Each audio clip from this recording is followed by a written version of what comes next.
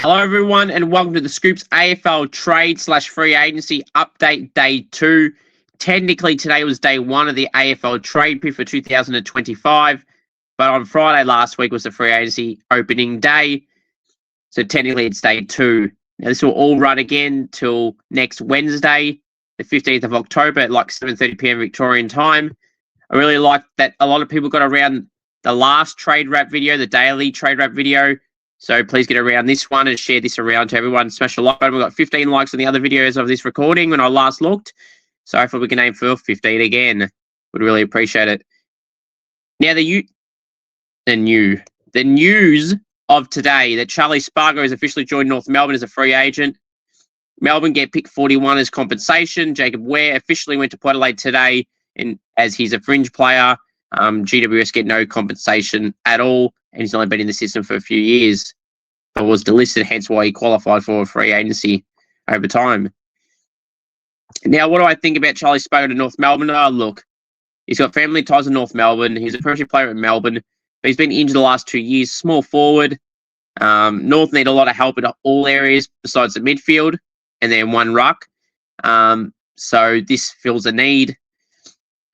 He's not going to be a game changer or nothing like that. Melbourne got a pick for him as compensation that he's around the mark of worth on an open pool, around the 40-odd, and they got 41.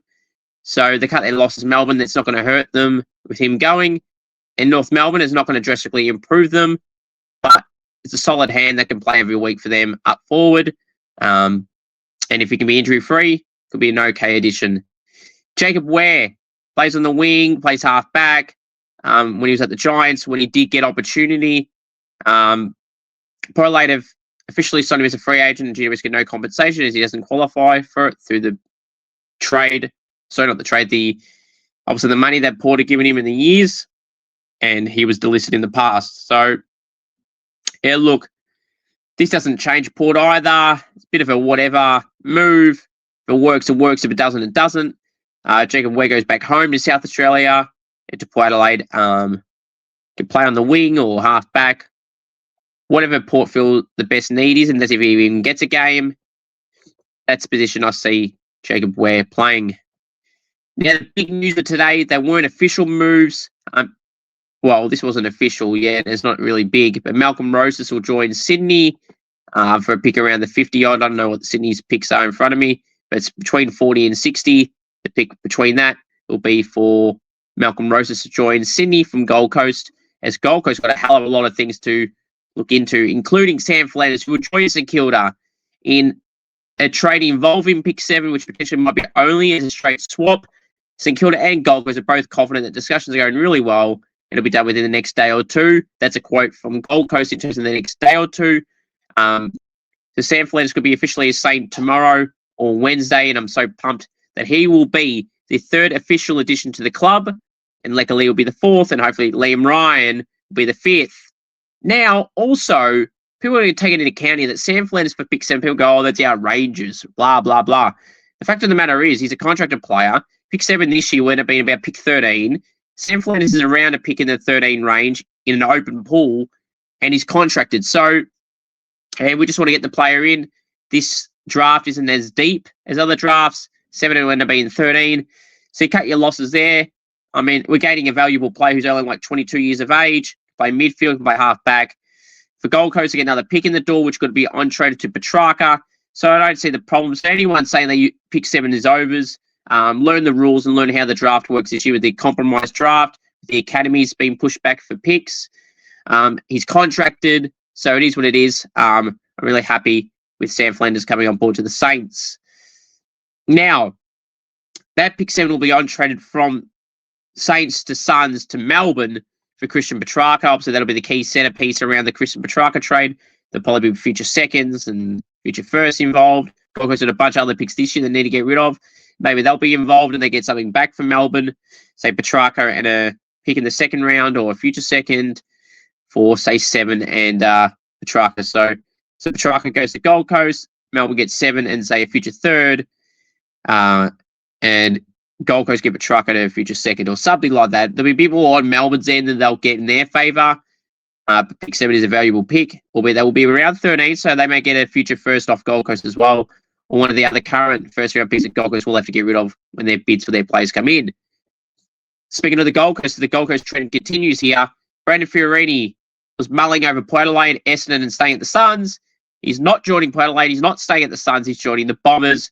That will be as a trade. He's a free agent, Fiorini, but they want to dilute the trade or the compo pick for Sam Draper because they would lose it. You can't have two free agents come in as free agents, or you can, but the first one, that pick would be swiped out. So they're going to trade for him for a future third or fourth or something like that, and they'll be done with it. Something not involving Gold Coast is Jai Simpkin. He will remain at North Melbourne if you listen to their list manager, Brady Rawlings. Fact of the matter is, no one wants to pay $1 million for Jai Simpkin. Like Melbourne are doing with Oliver, they would have to cut a big portion of that salary to entice another club to be even interested because they don't feel that Jai Simpkin is worth $1 million a year. And to be honest, I don't think North even think that themselves, yet they gave him that deal. Collingwood will not pursue Stephen May, which I find baffling that they keep on running with this. I'm going to believe them and say that they won't. But, you know, a club like Collingwood and the Bulldogs who are crying out for key defender stocks and good ones, why would you not go for Stephen May for 2 years? Collingwood have been known, that has been their worst position in terms of their depth.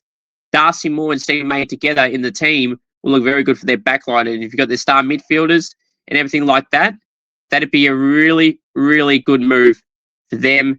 And that's something that they should continue to pursue. Something that they are keen to pursue also is Clayton Oliver. Obviously, he's going to be a player now that Collingwood are looking at. The Giants are looking at and met with him as well.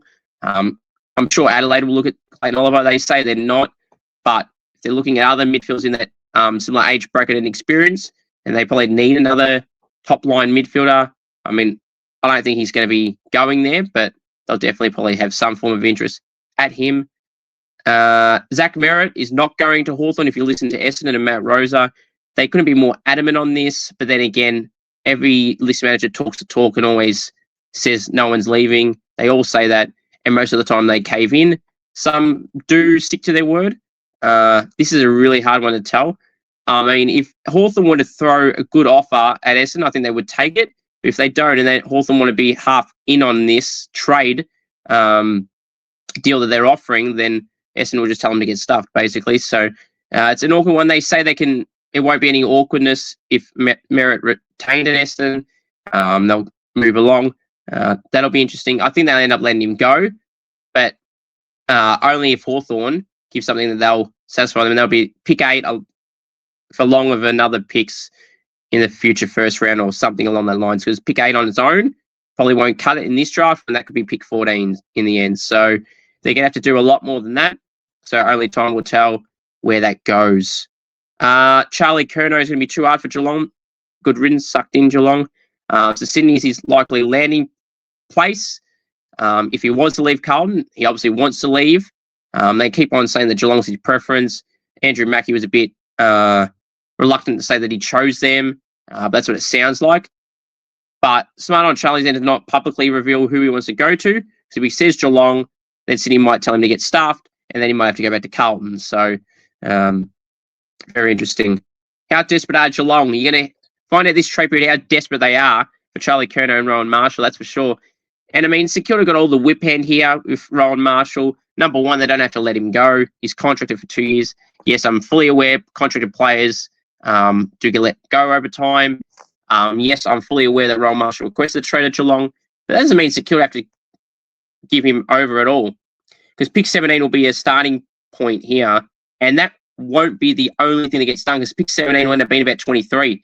There's even talk tonight that they might go in the future first round in next year's draft, considering 17 will end up being about 23, and it gives them a good hand next year for St Kilda to have their current pick next year, and then potentially that Geelong one, and then if Ben King was available next year, because he's out of contract next year, they obviously would want him, and that could entice Gold Coast next year. Then they'll have all their academies and everything like that.